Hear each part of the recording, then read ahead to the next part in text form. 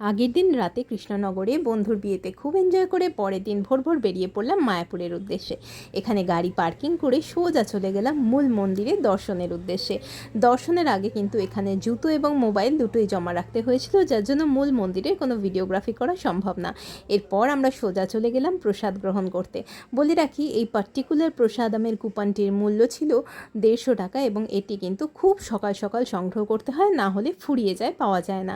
এবার দেখাই প্রসাদামে কী কী ছিল। প্রথমেই ছিল অন্ন এবং তার সাথে প্রত্যেকটি প্রসাদ যা দেয়া হয়েছিল প্রত্যেকটি স্বাদ ছিল অপূর্ব, অতুলনীয়।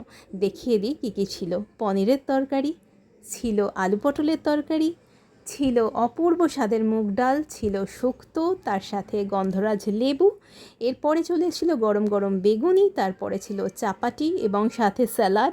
এর সাথে শেষ পাতে ছিল পাঁপড়, চাটনি, তার সাথে ছিল পায়েস এবং পেল্লাই সাইজের একটা করে গোলাপ জামুন, যার স্বাদ অপূর্ব। হরে কৃষ্ণা।